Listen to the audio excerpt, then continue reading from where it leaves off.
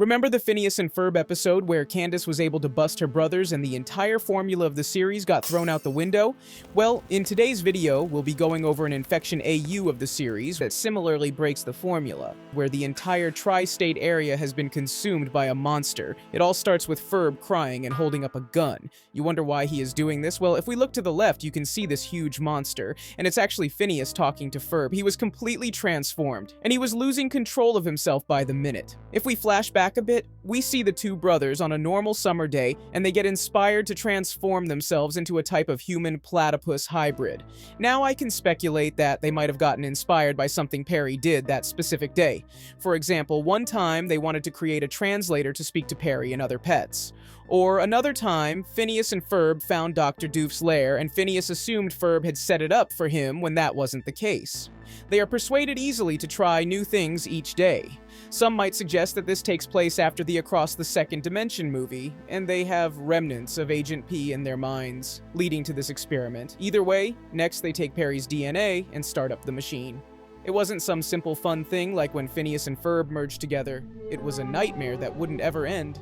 We next see Candace open the door to the backyard, and Phineas begs her to burn the growing tree material that he's become, so it doesn't spread. Candace gets the gasoline, but it's no use. Ferb tries to attack Phineas, and ends up, we'll say quote, defeated. Candace is also consumed by the monster stuck in an endless mental prison for failing to bust her brothers, or in this case, failing to get through to her mom that there's something seriously wrong with her brothers. You see the final shot of her becoming the monster with her green eyes.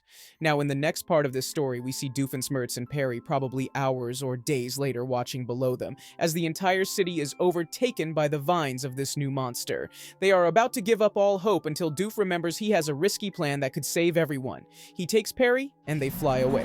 It turns out Doof was actually in the process of cloning Perry to end this daily cycle they are in.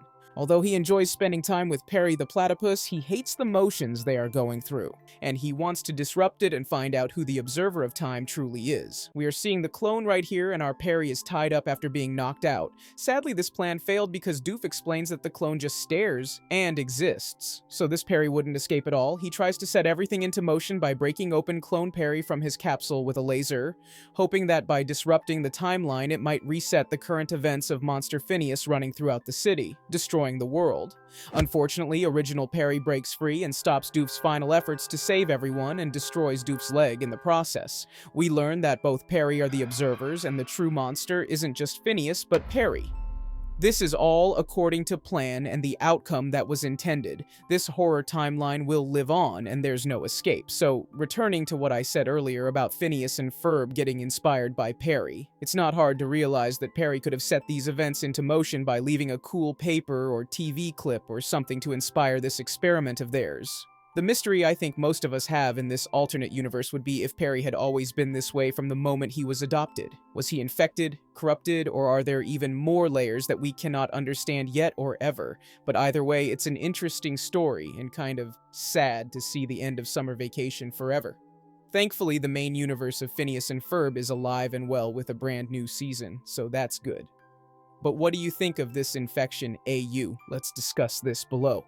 Thanks for watching and comment below any video suggestions.